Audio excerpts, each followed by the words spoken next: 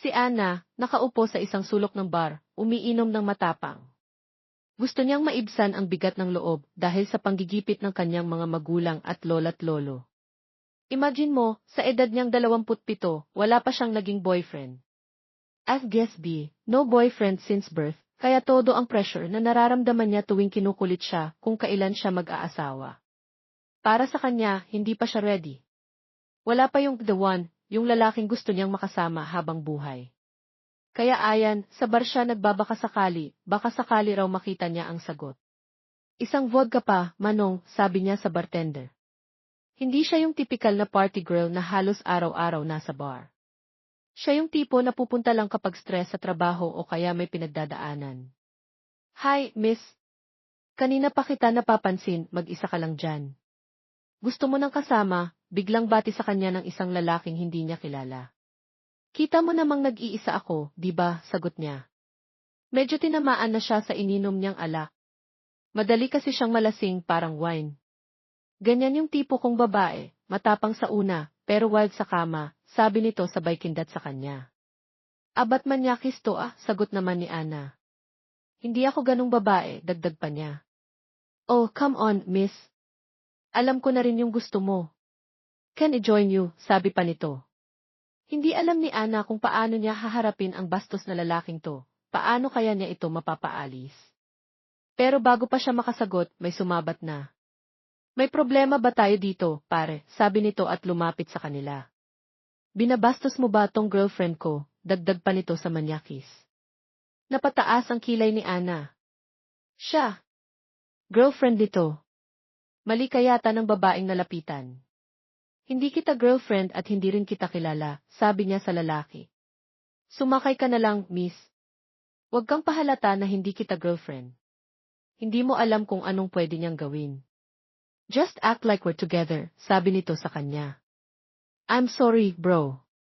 Akala ko kasi walang kasama, sabi naman ng manyakis sabay alis. You should be thankful to me, sabi ng lalaki kay Ana. What? Are you kidding me? Hindi ko naman hiningi yung tulong mo. So walang dapat ipagpasalamat sa'yo, sagot naman ng dalaga. Alam ko kayong mga lalaki, pare-pareho lang kayo. Ba't ba kasi dito ko naisipang maghanap? Wala namang matitino dito, dagdag pa ni Ana. What did you just say, miss? Tanong nito kay Ana. Hindi ito pinansin ng dalaga at nagpatuloy sa pag-inom. Isa pang ang vodka, pagtawag ni Ana sa bartender. Nakalimang shot na siya, kaya nahihilo na talaga siya. Pero gusto pa niyang uminom. Hindi dapat ganyan ang iniinom mo, masyadong matapang para sa'yo, sabi naman nito sa kanya. Bakit? Alam mo ba? Kaya ko namang bayaran yan. Anong tingin mo sa akin, walang pera, dagdag pa niya. Here's your drink, ma'am, sabi naman ng bartender. Kukunin na sana niya ang baso nang may kumuha nito at uminom. Enough. You're drunk already, sabi nito sabay hawak sa biwang niya. I'm not. Kaya ko pa. Ano ba? Pwede ba, pakilayan ang kamay mo? Hindi kita kilala, sagot ni Ana at sinubukang tumayo pero muntik na siyang matumba. Akala ko ba hindi ka lasing? You can't even walk straight. Hindi ka palasing sa lagay na iyan ha, sabi pa nito. Huwag mo nga akong hawakan. Ouch! Ba't mo ako binitawan? Inis na saad ni Ana nang mawalan siya ng balanse. Buti na lang nakahawak siya sa braso nito. Sabi mo huwag kitang hawakan, sagot naman ito. Inismiran lang ito ni Ana. Alam mo, gwapo ka sana, kaso hindi ka gentleman. Diyan ka na nga, sabi ni Ana at binitawan ang braso nito. Hey, miss! Lasing ka na. Di mo na kayang mag-drive pa uwi, sabi nito at pinigilan siya. I can handle myself, no thanks, sagot naman ni Ana, pero hindi siya tinantanan ng lalaki. Ang tigas ng ulo ng babaeng to, rinig niyang sabi nito sabay buhat sa kanya. Dala ng kanyang pagkahilo, hindi na nakapalagpas si Ana nang buhatin siya nito. Kinaumagahan, nagulat si Ana nang magising siyang walang saplot. Katabi niya ang lalaking hindi niya kilala, wala rin itong damit na suot. Naalala niya na pumunta siya sa bar para mag-unwind. Pero hindi niya in-expect na hahantong sa ganito. It wasn't her plan to have a one-night stand. Anong nagawa ko? Naguguluhang sabi ni Ana. Pero kahit masakit pa ang ulo niya, nagawa niyang magbihis. Hindi na niya hinintay pa ang lalaki at iniwan na niya ito. She didn't leave any trace. She felt guilty kaya naisip niyang layuan na lang ang lalaki. Pagdating ni Ana sa bahay, ina niya ang sumalubong sa kanya. "Where have you been, dear?" tanong nito. "Hindi ka umuwi kagabi at hindi ka man lang nag-text." Nag-sleepover lang po ako kina Anastasia, sagot naman ni Ana. "Oh, I'm sorry. Nag-alala lang kami sayo," sabi pa nito. "Ma, hindi na ako bata," sagot naman ni Ana. "I got to go. I'm still sleepy." "Good morning, Mom," dagdag pa ni Ana bago pumunta sa kanyang kwarto. Agad humiga si Ana sa kanyang kama. After ilang minuto, tumayo siya at pumunta sa banyo para maligo. Muling naalala ni Ana ang nangyari. Wala siyang balak sabihin ito kahit kanino. Ilang linggo ang lumipas, muling bumalik sa trabaho si Ana. "Bes, kumusta?" salubong na sabi sa kanya ng kaibigan niyang si Anastasia. "Best," sagot naman ni Ana. "If Mom will ask you kung saan ako nag-sleepover, sabihin mong sa inyo ha." "Ano na naman bang ginawa mo, Ana ha?" tanong ni Anastasia. "Basta, Bes." "Salamat," sagot naman ni Ana. 4 na buwan na ang lumipas at buntis si Ana. She's 3 months and 2 weeks pregnant. Hindi pa alam ng parents niya kasi wala naman talaga siyang sinabihan. Wala rin siyang balita sa lalaki. "Kaya ko to," sabi pa ni Ana bago pumasok sa banyo. "Oh my God. It's positive." "Paano ko to sasabihin sa kanila?" sabi ni Ana habang hawak ang pregnancy test. Kahit nangangamba, hindi pa rin nawala ang saya niya. Alam niyang hindi niya ito in-expect, pero nabuo na ito sa loob niya. Pinaghalong saya at kaba ang kanyang nararamdaman this time. "Nak, nandyan ka na pala," biglang sabi ni Maria ang kanyang ina. Nataranta bigla si Ana. "Ma, pasok po kayo," sigaw naman ni Ana. Matapos itago ang lahat, bumukas naman ang pinto at pumasok ang kanyang ina. May dala itong pagkain. "Good morning," pagbati nito sa kanya. "Good morning, Ma," sagot naman ni Ana. Subalit nang makalapit si Ana sa kanyang ina, bumaliktad ang sikmura niya. Tumakbo agad si Ana sa loob ng kanyang banyo sa kwarto at doon sumuka. "Ayos ka lang ba, anak? May sakit ka ba?" biglang tanong ng kanyang ina. "Ayos lang ako, Ma," sagot naman ni Ana. "Sure ka ba, anak? Gusto mo dalhin ka namin ng papa mo sa ospital?" nag-aalalang sabi ng mama niya. "Yes, maayos lang ako." "Don't worry," muling sagot naman ni Ana sa kanyang ina. "Okay, sige.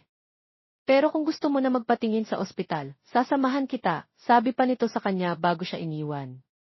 "Muntik na ako doon," sabi ni Ana sa kanyang sarili. Umiyak nang umiyak si Maria habang yakap-yakap siya ng kanyang ina, at dahil sa labis na pag-iyak, unti-unti siyang nakatulog. Hiniga agad siya ng kanyang ina sa kama niya at nilagyan ng kumot. Pagkatapos ay iniwan na agad siya nito para makapagpahinga na rin siya. Tanghali na nang magising si Ana. Pagkagising niya, nakangiti niyang ina ang bumungad sa kanya sa kanyang kwarto at kasama nito ang kanyang papa. "How's your sleep, darling?" tanong ng kanyang ina sa kanya. "May gusto ka bang kainin?" dagdag pang sabi ng kanyang ina. "Ayos lang ako, Ma," sagot naman ni Maria sa ina at umupo mula sa kanyang pagkakahiga. Agad naman siyang inalalayan ng kanyang ama upang makaupo siya ng maayos. "Thanks, Dad," sabi pa ni Maria matapos siyang alalayan nito. "You're welcome, Diti Princess," sabi pa ng dad niya, kaya naman napasimangot na lang si Maria sa sinabi nito sa kanya. "Dad, hindi na ako bata," maktol niyang sabi sa ama. "Kahit tumanda ka pa, you're still in the little princess." "Hindi yun mababago," sagot naman ng kanyang ama. "So, who's the lucky guy?" dagdag pang sabi ng ama niya. Hindi naman agad nakasagot si Ana dahil nagulat siya sa sinabi ng kanyang ama. Wala siyang masagot dahil ang totoo ay one-night stand lang ang nangyari. Matagal na natahimik si Maria at agad naman itong nakuha ng kanyang mga magulang. Saglit lang pero kalaunan, nagsalita rin si Ana. "Dad, ano kasi?" Putol-putol na sabi ni Maria sa kanyang ama at muli na naman siyang naiyak. "Oh, GT Princess," sagot naman ng kanyang ama sa kanya at niyakap siya. It's okay, tahan na. Huwag ka nang umiyak. Sabi mo hindi ka na bata. Ba't umiiyak ka pa? Dagdag pang sabi ng ama niya. Mas napaiyak si Ana at this time, niyakap na din siya ng kanyang ina. Pagkatapos yakapin ang anak, naghintay silang pareho kung kailan magsasalita ang kanilang anak. Nahalata naman yun ni Maria kaya naman aaminin na niya sa kanyang mga magulang ang nangyari. Ano kasi, ma, Pati? Nakayukong sabi ni Maria sa magulang niya. Go baby, makikinig kami sayo, sagot naman ng kanyang ama sa kanya. Lumalakas ang loob ni Maria na sabihin sa mga magulang ang totoo. Kinuwento agad ni Maria ang nangyari sa kanyang magulang ngayon, habang ang mga ito ay nakikinig naman sa kanya. Pagkatapos niyang masabi ang lahat, saka lamang sumagot ang kanyang ina sa kanya. I'm so sorry, anak, sabi naman ng kanyang ina, habang ang kanyang ama naman ay tahimik lang hindi namin alam na nepe-pressure ka na pala namin. Sorry talaga, dagdag pang sabi ng mama niya. Dahil nandyan na yan, kahit walang ama papalakihin natin ang batang yan sa abot ng ating makakaya. Biglang sabi naman ng kanyang ama na kanina patahimik at nakikinig lang sa kanilang pag-uusap ng kanyang ina. Halos mapaluha naman si Maria sa mga sinasabi ng kanyang mga magulang. Natutuwa din siya dahil kahit papaano pinakinggan siya ng mga ito, at ang mas importante sa lahat tanggap ng mga ito ang kanyang sitwasyon ngayon. Ilang months na ba yan? Muling tanong ng kanyang ama. 3 months and 2 weeks po, sagot naman ni Ana. Agad naman siyang niyakap ng kanyang ina. Kailangan nating pumunta sa OB-GYN para matignan kung healthy ba si baby. Okay, sabi ng kanyang ina. Hindi na kumontra si Maria sa sinabi ng kanyang ina, sumunod na lamang siya sa gusto nito. Kaya naman agad siyang nagbihis. Pagkatapos niyang maligo, nag-ayos na rin ang mga magulang niya para samahan siyang pumunta sa OB-GYN dahil sa loob ng halos 4 na buwan. Hindi pa talaga siya nakapunta sa OB-GYN para magpa-check up, kaya naman may halong kaba ang nararamdaman ni Maria sa ngayon. Hindi naman nagtagal ay natapos na silang magbihis at agad nang sumakay sa kotse. Agad nilang tinungo ang kilalang doktor ng kanyang mga magulang. Todo alalay naman ang kanyang ina sa kanya, kaya naman sobrang swerte ni Maria dahil sa mga magulang na meron siya. Thank you, ma, masayang sabi ni Maria sa kanyang ina. You're welcome, anak, sagot naman sa kanya ng kanyang ina. Pumasok na agad silang tatlo sa loob ng hospital at tinungo nila agad si Doktora Sofiana, isang OB-GYN doktor. Pagkarating nila, kilala nila kasi ito kaya naman dito na naisipan ng magulang ni Maria na magpunta. Sinalubong naman agad sila ng sekretarya ni Doktora. Good afternoon po sa inyo, naghihintay na si Doktora Sofia sa loob, pagbati sa kanila ng sekretarya ng Doktora.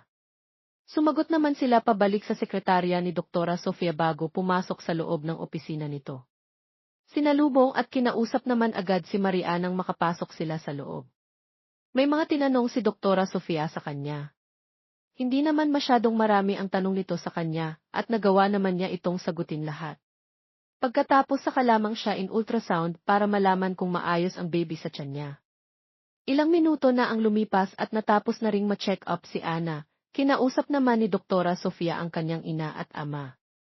Pagkatapos ay agad naman silang nagpaalam na may binigay ito sa mama niya na gamot at vitamins para sa baby niya.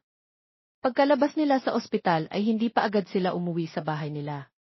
Pumunta muna tayo ng mall, na-miss ko ang bonding natin nung maliit pa lang si Ana, sabi naman ng papa ni Maria habang nagmamaneho ito. Sumang-ayon naman ang kanyang ina sa sinabi nito, kaya naman naging emosyonal si Maria bigla. Ang swerte lang niya kasi dahil napakabait ng kanyang mga gulang. Walang katulad para sa kanya ang mga ito. Buong maghapon silang nasa mall at pagkatapos ay umuwi na rin sila. Nakiusap muna si Mariana, wag munang ipaalam sa lolo at lola niya na buntis siya. Gusto niya kasing sorpresahin niya ang mga ito. Pumayag naman ang mga magulang niya sa kanyang pakiusap. Nasa kwarto siya habang kausap niya sa tawag ang kaibigang si Anastasia.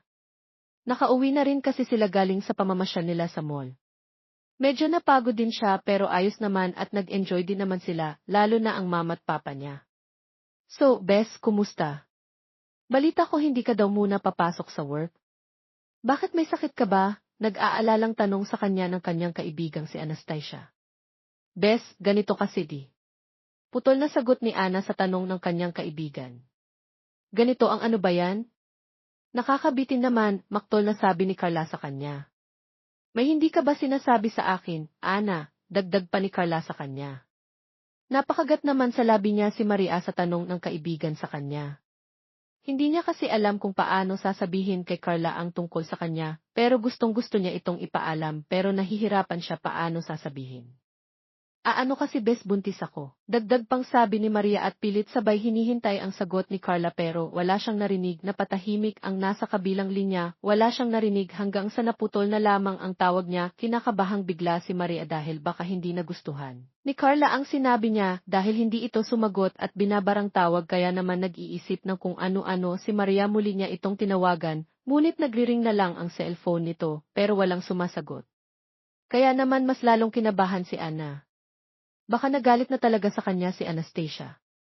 Paano na to ngayon? Sabi ni Maria sa kanyang sarili at ngayon ay pabalik-balik ng lakad sa kanyang kwarto. Ngunit mas nagulat pa siya lalo nang biglang may kumatok sa pinto ng kanyang kwarto. Ma'am Ana, may bisita po kayo, rinig na sabi ni Maria sa katulong na kumatok sa pinto niya. Binuksan naman agad ni Maria ang pinto at tinanong ang katulong kung sino ang dumating. Sino po yung dumating, Rosario? Tanong niya dito. Si Maam Carla po, Maam Ana, sagot naman sa kanya ng katulong. Sige po Rosario, susunod ako. Maghanda na lang din po kayo ng pagkain, sagot muli ni Maria at dali-dali namang nag-ayos at saka lumabas ng kwarto niya. Naabutan agad ni Maria sa sala si Carla habang nakaupo, kaya naman agad niya itong nilapitan at niyakap. Bes, sabi niya agad. Galit ka ba? Dagdag pang sabi niya sa kaibigan. Ha? Ba't naman ako magagalit? Sagot naman ni Carla sa kanya. Kasi binabaan mo ako ng tawag tapos hindi ka pa sumasagot sa mga tawag ko. Sabi naman ni Maria kaya akala ko talaga galit ka na, pagkatapos sabay na silang umupo at nag-usap. So, sinong ama? Alam ba niya na buntis ka? Tanong agad ni Carla sa kanya. Kaya naman napayuko na lang si Maria sa tanong nito. Kasi remember nung sinabi ko sa'yo na kapag nagtanong si Mama kung nag-sleepover ba ako sa inyo ang totoo noon pumunta ako sa bar at nangyari yung lahat, sagot naman ni Ana. So meaning, one night stand lang yung nangyari. Hindi mo kilala ang ama niyan, tanong muli sa kanya ni Anastasia. Tumango naman si Ana bago sumagot. Hindi, Bes. Umalis ako agad sa kondo niya pagkagising ko, pero kung makikita ko siya ulit, makikilala ko naman siya pero hindi ako nag-iwan sa kanya ng number o gamit para hindi niya ako mahanap. Hindi ko kasi alam kung anong gagawin ko that time. Napatango-tango naman si Carla sa sagot nito sa kanya. Humaba ang naging pag-uusap nila at nang gumabi na, naisipan ni Carla na umuwi na. Dito ka na matulog. Gabi na kasi, suhestyon pa ni Maria sa kaibigan nang magpaalam itong umuwi. Nako, salamat, Bes. Pero kasi alam mo na, naghihintay sa akin si Joffrey. Alam mo naman ang isang iyon, kapag hindi ako nakakasama o nakikita, parang hindi mabubuhay, sagot naman sa kanya ni Anastasia. Sige, Bes, mag-iingat ka sa pag-uwi sabi niya dito. Umalis na kaagad si Carla pagkatapos nilang magpaalam sa isa't isa. Sobrang bilis ang paglipas ng mga araw at naging ilang buwan na. Lumalaki na rin ang tiyan ni Ana. Nasabi na rin niya sa kanyang lolo at lola ang nangyari. Humingi naman sa kanya ng sorry ang mga ito at pinatawad naman ni Ana. Ngayon, abala si Maria sa kanyang ginagawa. Siya lang mag-isa sa kanilang bahay dahil umalis ang kanyang mga magulang para magtrabaho. May makakatulong naman siya kasama sa bahay nila. 5 buwan na pala siyang buntis at excited na siyang makita ang anak niya. Ganon din ka-excited ang kanyang mga magulang at grandparents, hindi na rin ito makapaghintay na makita ang apo nila. Habang abala si Maria sa kanyang ginagawa, nang biglang may nag-doorbell sa labas ng kanilang gate, bagay na ipinagtaka niya kasi hindi naman uwi ang mga magulang niya. Rosario, patingnan po sana kung sino yung dumating. Baka yung mga in-order ko online para kay baby, utos ni Maria sa kanilang katulong. Patuloy pa rin sa pagdodonate nila. Huminto naman ito kaka-doorbell nang marinig siyang sumisigaw. Binilisan naman ni Maria ang paglalakad pero nag-iingat pa rin siya upang hindi siya madulas sa sahig. Buntis pa naman siya, kaya ingat na ingat siya sa kanyang paglalakad. Agad naman niyang binuksan ang maliit na pinto ng gate saka lumabas. Ano po yung atin? Tanong agad ni Maria pagkalabas niya sa gate. There you are. I've been searching for you for almost 6 months, sabi agad nito sa kanya.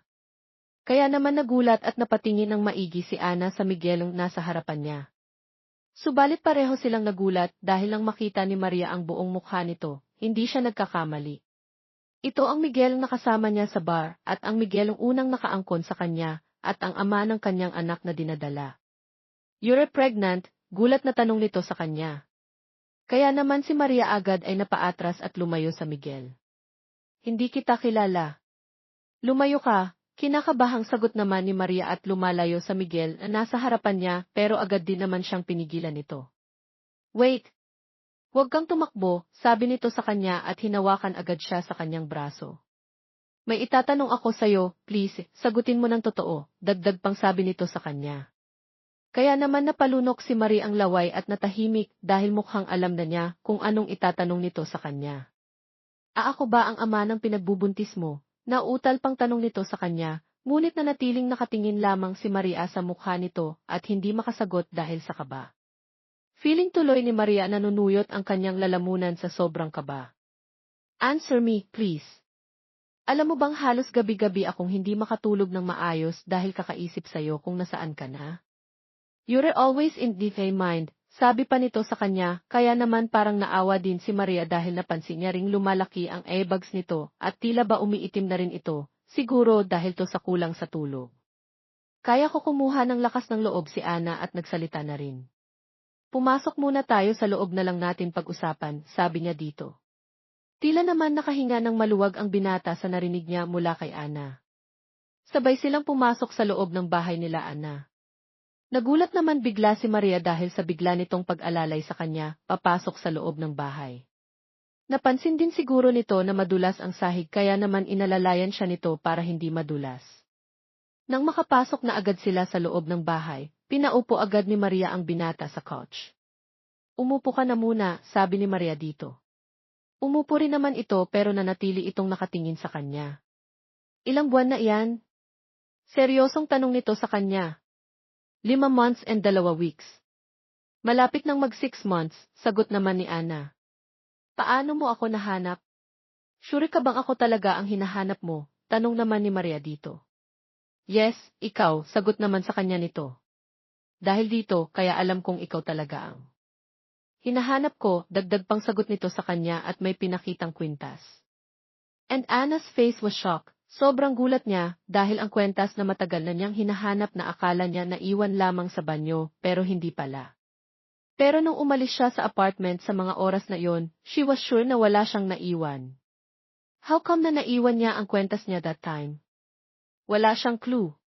"Bakit nasa sayo ang kwentas na to?" Tanong pa sa kanya ng binata. Hindi pa kasi alam ni Maria ang pangalan nito, kaya wala siyang ideya kung sino ang kausap niya pero alam niya na ito yung Miguelong nasa bar na nakausap niya at tumulong sa kanya. Ito rin ang Miguelong naka-one night stand niya. "Saan mo napulot yan?" "Bakit nasa sayo yan?" Sagot naman ni Maria sa kanya. "Nakita ko sa kama paggising ko pero wala ka na. Bigla mo na lang akong iniwan," sabi nito sa kanya. "Hinanap kita pero nahirapan ako hanggang sa nakakita ako ng hint kung saan ka pwedeng makita gisay the help of this," dagdag pang sabi nito sa kanya. Hindi agad kumibo si Maria dahil hindi niya alam kung anong isasagot sa kapi so bakit bigla ka na lang umalis, tanong nito sa kanya. "Sorry, nagulat lang ako sa nangyari. Hindi ko alam kung ano ang gagawin, hindi ko alam kung paano ka haharapin matapos ang nangyari sa atin ng gabing yon," sagot naman ni Ana. Totoo naman ang sinabi ni Ana, ganun talaga ang nangyari pagkagising niya that time. Unang pumasok sa isip niya ay tumakbo at magpakalayo-layo dahil hindi niya alam kung ano ang gagawin. At nakita ni Maria paano nagbago ang mukha ng kaharap niya kanina. "I'm so sorry. It's my fault kung anong nangyari between us that night. Kasalanan ko dahil ako ang Miguel. Sana hindi ako nagpadala sa tukso. Hindi ako lasing that time, unlike you na sobrang lasing mo talaga," malumanay na sabi nito kay Ana. Nataranta naman si Maria dahil sa bigla nitong pagsisi sa sarili nito sa nangyari. "No. Walang may kasalanan sa nangyari and besides tapos na iyon, nangyari na hindi na natin maibabalik ang nangyari. So stop blaming yourself," sagot naman ni Ana dito. Katahimikan ang namayani matapos magsalita si Ana. Parehong hindi alam kung ano ang susunod na gagawin. Kalaunan, niyaya na lang ni Mariana kumain ng tanghalian ng bisita niya. Pagkatapos, habang nasa kusina sila, Pareho medyo nabawasan ang pagkailang nila sa isa't isa and Kel introduced himself to Anna. Ganon din si Anna, nagpakilala rin siya kay Kel. Marunong ka palang magluto, masayang sabi ni Maria kay Kel na ngayon ay sobrang mangha dahil sa ginagawa ni Kel. Kasi nung bata pa ako tinuruan ako ni Mama magluto dahil sabi niya dapat kung nag-asawa na daw kami marunong din dapat kaming magluto para hindi palaging babae ang nagluluto. Sagot naman sa niya ni Kel na ngayon ay naghihiwa ng sibuyas para ilagay sa niluluto nitong adobong manok. Upon slowly knowing Kel, medyo nagugustuhan na din niya ito. Ang galing naman! How wish na marunong din ako magluto katulad mo, sabi naman ni Anna. Hindi ka marunong magluto. Di makapaniwalang sagot naman ni Kel kay Anna. Hindi malungkot na sabi ng dalaga.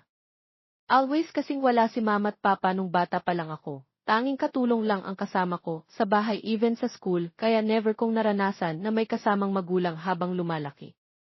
Gabi na rin kasi silang umuwi galing sa work, dagdag pang sabi ni Maria kay Kel, pero kahit ganon, bumabawi naman sila when I'm growing up, dagdag pa ng dalaga. Ganito na lang, gusto mo turuan na lang kita kung paano magluto, tanong niya kay Anna. Talaga? Tuturuan mo ako? Di makapaniwalang tanong naman ito sa binata.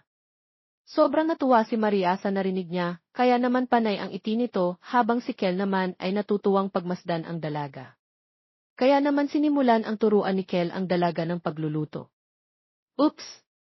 Be careful baka madulas ka at papaano pa si baby, sabay sabi ni Kel sa kanya. Sorry, hinging paumanhin naman ni Maria dito. Matapos ang kanilang pag-uusap at pagluluto nilang dalawa sa kusina, nakapaghain na rin sila ng kanilang tanghalian. Naluto na rin kasi ang adobong manok agad na rin silang kumain ng magkasabay. Pagkatapos nilang mananghalian ay tinungo agad nila ang sala para muli namang mag-usap. Maria admitted already na si Kel nga ang ama ng dinadala niya. Wala na namang iba pang Miguel ang pwedeng maging ama ng anak niya, dahil si Kel lang naman ang bukod tanging Miguel ang nakauna sa kanya.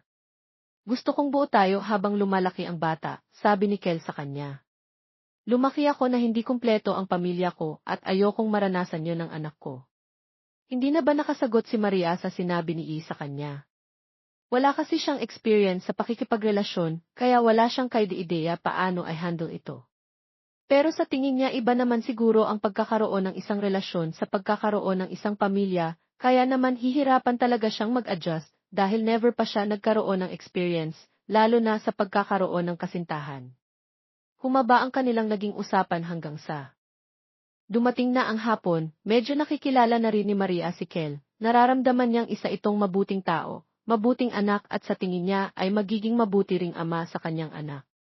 Sa pag-uusap nila, nalaman din ni Maria na governor pala si Kel sa kanilang karating bayan. Siyempre nagulat din si Anna sa kanyang nalaman.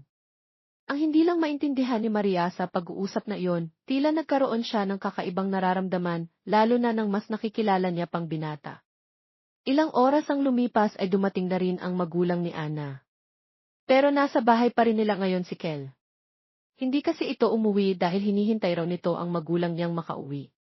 Kasalukuyang nasa kusina si Kel nagluluto para sa hapunan nilang lahat, kaya naman ang malaman ni Mariana umuwi na ang kanyang mga magulang ay agad niya itong sinalubong. Good evening, ma, pa, pagbati ni Mariang makababa ng kotse ang kanyang ama't ina. Good evening, Invay Princess. Mukhang masaya ka yata. Something happened habang wala kami, sagot naman ng kanyang ama at napansin pa nitong masaya siya ngayon. Good evening, honey, wika naman ang kanyang ina't hinawakan ang kanyang tiyan na ngayon ay malaki na. Kumusta ang araw mo, honey, dagdag pang sabi ng kanyang ina.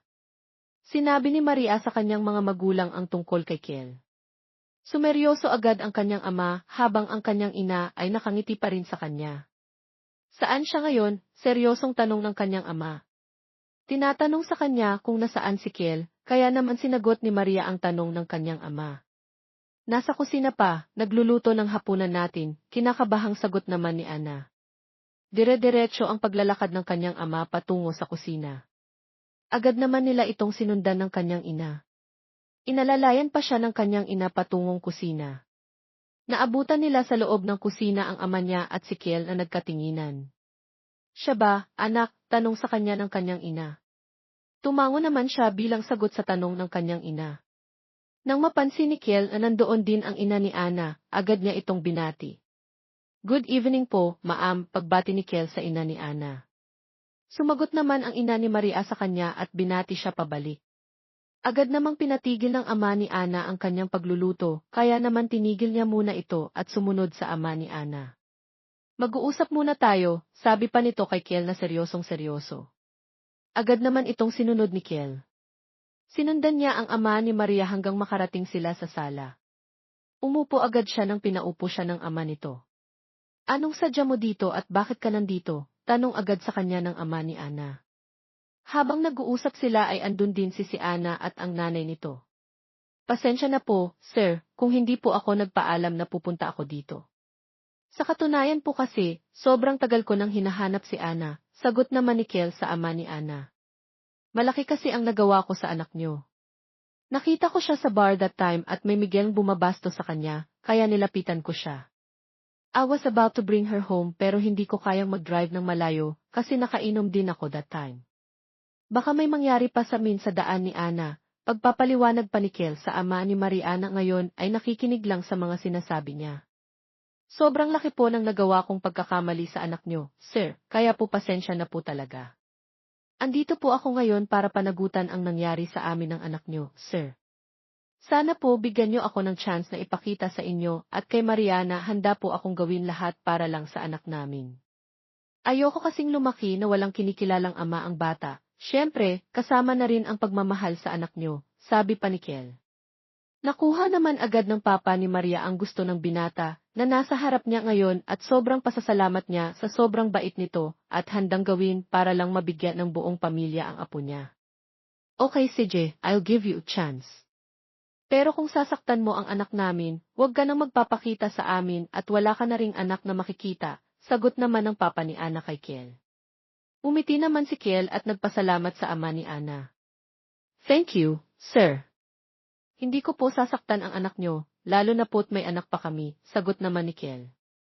Pagkatapos ng kanilang pag-uusap, nagpaalam si Kel sa magulang ni Maria para tapusin ang niluluto nito.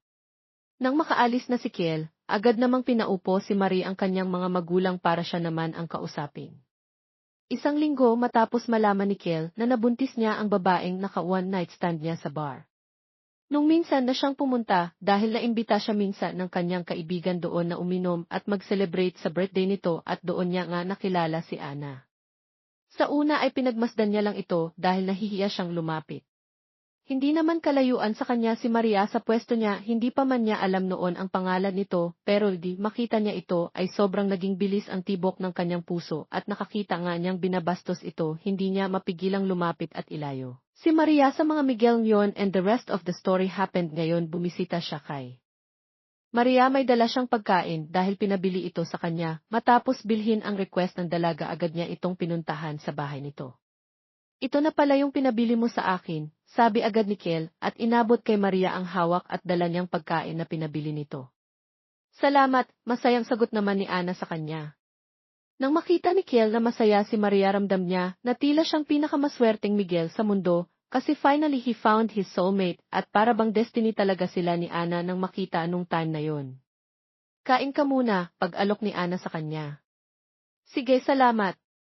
Busog pa ako, may mamaya siguro kakain din ako. Sagot naman ni Kel na nakatingin pa rin yun kay Maria, hindi talaga siya magsasawang tignan ang napakagandang mukha ng dalaga, para bang sa bawat tingin niya, kay Maria mabubuo na ang araw niya. Iba talaga ang epekto ni Maria sa kanya, kasi sa totoo lang. Nawala na rin siya ng pag-asa na makakahanap pa siya ng babaeng mamahalin niya ng sobra kasi at the age of 30, wala pa siyang naging girlfriend at nakarelasyon man lang not until he found and see Maria at that night na nagpaiba ng ihip ng hangin sa paligid niya, akala niya talaga wala na siyang pag-asa na magkaroon ng babaeng mamahalin. Hindi pa pala busy kasi siya sa paglilingkod bilang governor, kaya nawala na rin siya ng time maghanap o manligaw ng babae. O dahan-dahan lang sa pagkain baka mabulunan ka, sabi ni Kel kay Mariana makita itong nagmamadaling kumain. Dahan-dahan lang, ipagtitimpla muna kita ng fresh orange juice, dagdag pang sabi ni Kel pero agad naman siyang pinigilan ni Ana. Halika, samahan mo akong kumain, pag-alok ni Ana. Okay na easy na lang yan, busog pa talaga ako, sagot naman ni Kel. Tumigil naman si Maria sa kanyang pagkain ang marinig niyang sagot ni Kel. Ayaw mo? Tanong ni Maria kay Kiel na ngayon ay malapit na siyang maiyak lately, ang babaw na lang ng kanyang emosyon ang dali niyang maiyak marahil dala ito ng kanyang pagbubuntis. Ayaw mo talaga, sabi pa ni Maria at ngayon ay talagang maiiyak na mailuha na ring tumulo sa mga mata nito at nagsimula na rin siyang humikbi. Yes, I mean no. Na, ito na, kakain na ako. Natataranta namang sagot ni Kiel kay Ana. Mabilis agagad itong umupo sa tabi ni Ana at kinuhang isang kutsara para kakain sana pero muling nagsalita si Ana. Sinigawan mo ako, mangyak-ngiyak pang sabi ni Maria kay Kiel, kaya naman mabilis nagpaliwanag ang binata. Hindi po kita sinigawan, nataranta lang ako pero hindi kita sinigawan, kakain na ako kaya tahan na. Gusto mo subuan pa kita, sagot naman ni Kiel at sumandok ng ice cream na kinakain nila ngayon. Lumiwanag naman ang mukha ni Marie ang marinig ang sinabi ni Kiel sa kanya, habang si Kiel naman ay nakahinga ng maluwag na makita niya ang pagbabago ng muod ni Maria. Ang bilis lang din bumalik ang pagiging masigla nito. Gusto mo patanong pa ni Kiel at sinubuan muli si Maria pagkatapos ay siya naman ang kumain ng ice cream. Ganun lang ang setup nila hanggang sa maubos ang isang galon ng ice cream. Matapos silang kumain, ay agad nang nakatulog si Maria. Sa isip ni Kiel, siguro dahil buntis ito kaya ganun lang. Din ito agad niyang inayos ang higaan ni Maria at niligpit agad niya ang kalat, dahil sa kanilang pinagkainan. Nang matapos na siya sa pagliligpit ay ik na agad siya sa tabi ni Maria para bantayan. Nung natutulog kitang-kita ni Kiel na malaki na ang tiyan ni Ana at ilang buwan na lang ang hihintayin para makita at masilayan nila ang mukha ng kanilang anak. Thank you, sabi ni Kiel sa natutulog na si Ana.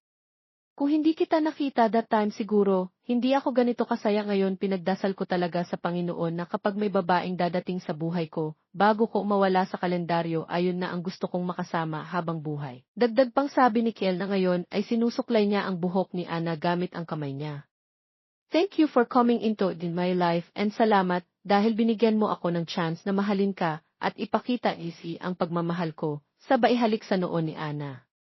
I promise to myself na aalagaan ko kayo ng anak natin no matter what happened at sa hanggang sa nang kaya ko lagi akong nakasuporta sa kung ano ang gusto mo. Naiiyak na si Kiel sa sobrang sayang kanyang nararamdaman dahil finally ang pangarap niya na matagal niyang hinangad ay natupad na hindi pa man sila kasal ni Maria pero may plano siyang pakasalan ng dalaga siguro, hindi pa sa ngayon dahil nagdadalang. Tao pa ito maybe after giving birth ay pwede na pagkatapos magpalabas ng saloobin ni Kiel. Binuhat niya si Maria patungong kwarto para doon ay maayos itong makatulog. Tingin kasi ni Kiel ay nahihirapan sa posisyon. Si Maria na ngayon ay natutulog sa sofa after niyang madala si Maria sa kwarto. Lumabas at iniwan muna ito ni Kiel. Mabuti na lang at paglabas niya at saka tumunog ang cellphone niya. Hudyat na may tumatawag sa kanya. Ang kapatid niyang si Elias ang tumawag sa kanya. Agad naman itong sinagot ni Kiel.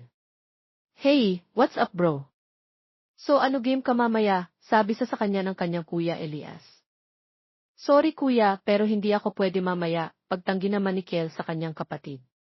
Ano ba palagi na lang trabahong inaatupag mo sabi ng kanyang kuya sa kanya. Mag-enjoy ka naman, kaya wala kang babaeng nahahanap dahil sa sobrang workaholic mo Kiel. Dagdag pang sabi sa kanya ng kanyang kuya, and then Kiel opened the door, kung saan mahimbing na natutulog si Ana. Not now kuya, nakangiting sagot niya sa kanyang kapatid. I have the priorities now kaya kayo na lang muna kuya, dagdag pang sabi ni Kiel sa kanyang kapatid. You said the way thank you sa pag-aya mo. Huling tugon nito bago niya binaba ang tawag. Wala na siyang rasong uminom ng alak para aliwin ang sarili niya. He have already Ana at magiging anak nila sapat na yon para maging masaya siya sa kanyang buhay. He can even give up his work para lang maalagaan at mabantayan sila ay gagawin niya talaga. Simula ngayon ay priority na niya si Maria at ang magiging anak nila kumpara sa kung sino o sa kung ano pa man yan.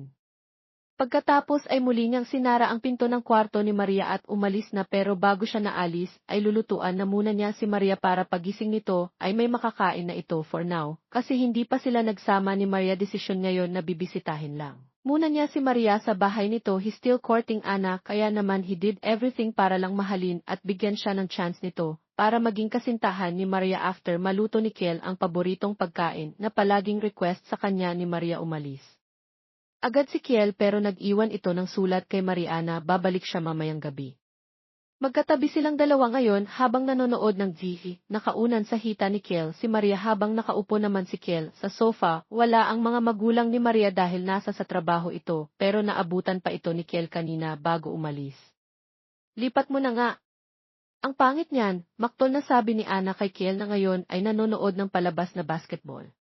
Wait, wag muna, last 3 minutes matatapos na to. Sagot naman ni Kiel na ngayon ay seryosong-seryoso sa pinapanood niya, hindi pa rin nilipat ni Kiel ang ihi, kaya naman nainis na si Maria at kinuha ang remote nito, at siya mismo ang naglipat sa channel ng ihi. Ngunit napahinto si Maria at napatingin sa screen ng VC nang makita niya ang picture ni Kiel na ngayon ay nasa headline ng balita.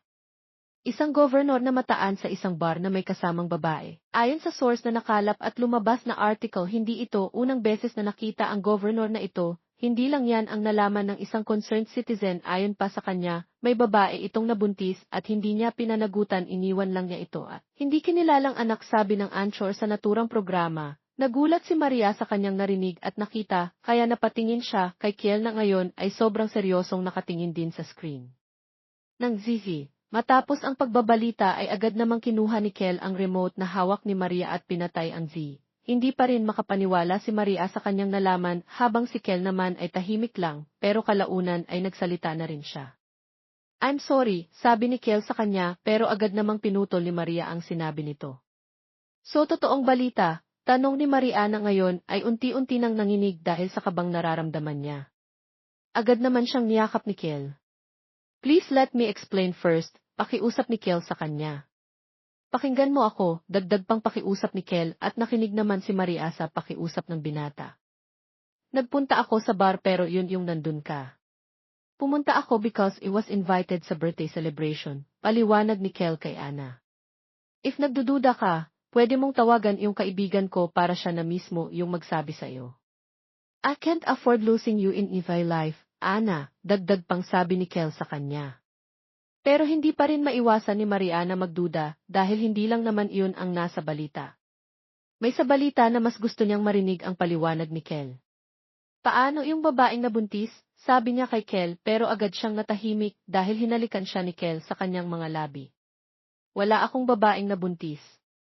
Ikaw lang, Ana. Ikaw lang ang unang babae na dumating sa buhay ko. Isang beses lang din akong pumunta sa bar, yun lang talaga. Hindi ko alam kung bakit nila ako sinisiraan, siguro mga kalaban ko iyon sa politiko, pero nagsasabi ako ng totoo, Ana. Hindi ako nagsisinungaling sa'yo, sabi nito sa kanya. Pero kung mahirap pa rin sa'yong paniwalaan ako, pupuntahan natin ang parents ko bukas at pag-usapan natin ang kasal natin. I want to marry you, Ana. Hindi pa sana this time dahil gusto kong pagkatapos mo na lang manganak saka magpakasal. Pero I'll do it as soon as possible para ipakita sa'yo na ikaw lang ang babae sa buhay ko, wala nang iba. Ikaw lang at ang magiging anak natin. Napaiyak na lang si Maria at napayakap kay Kiel. Ramdam na ramdam ni Maria ang sincerity ni Kiel sa kanyang sinabi at nakikita naman ni Maria ang sincerity ni Kiel the way alagaan siya nito at kung paano nito binibigay ang kanyang mga gusto. Nakikita niya ang effort ng binata. I'm sorry, hinging paumanhin naman ni Maria kay Kiel. No, ako dapat ang humingi ng sorry. I'm sorry kasi dahil sa akin nasaktan kita. Dahil lang talaga yun sa mga kalaban ko sa politiko, pero tatapusin ko lang tong one term na to bilang governor at aalis na ako sa politika para mabigay ko sa inyo ng anak natin ang buong oras ko, sagot naman ni Kiel sa kanya. Mahal kita, Ana. Ikaw lang ang babaeng mamahalin ko habang buhay, wika ni Kiel sa kanya at saka siya hinalikan nito sa noo. Sobrang bilis ng tibok ng puso ni Maria nang marinig niyang mahal siya ni Kiel. Ganun na rin kasi ang kanyang nararamdaman, mahal na rin niya ang binata. Madali lang kasi siyang ma-attract sa isang tao, kapag palagi niya itong nakikita at nakakasama at si Kiel ay binigyan din siya ng assurance talaga. Every time na magkasama sila ay ramdam na ramdam niya ang respeto ni Kiel sa kanya. Never siyang pinangungunahan sa mga gusto niya, palagi siyang sinusunod sa kung ano ang gusto niya at hindi siya nito pinapabayaan. Sinong hindi mahuhulog sa Miguel ng sobrang green flag? Nakikita niya talaga kay Kiel ang Miguel ang gusto niya at hinahanap niya. Even her parents and grandparents said that Kiel is a good man and can be a good father dahil kahit sila nakikita ang mga naging effort ng binata. I love you too, Kiel, sagot naman ni Maria dito. Naniniwala kasi si Mariana, hindi sukatan ang tagal ng pagkakakilala at pagsasama bago mo masasabi na mahal mo ang isang tao. Oy Gisi, I'm so happy for you. Finally, You find the right person for you. Sabi ni Carla sa kanya na ngayon ay kasama niyang mind make-upan at inaayusan dahil ngayon na ang araw ng kasal nila ni Kel. 8 months pregnant siya, kaya naman sobrang ingat talaga siya sa bawat kilos at galaw niya.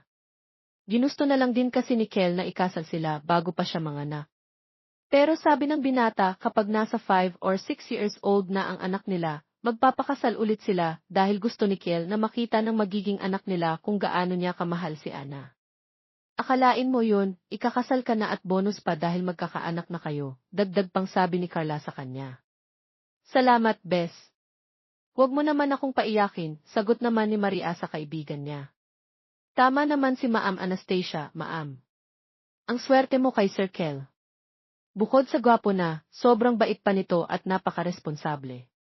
Bihira na lang ang mga Miguel ganyan ngayon, Maam, yung iba kasi parang pakwan, green flag lang sa labas, pero red flag pala sa loob, sang-ayon namang sabi sa kanya ng makeup artist.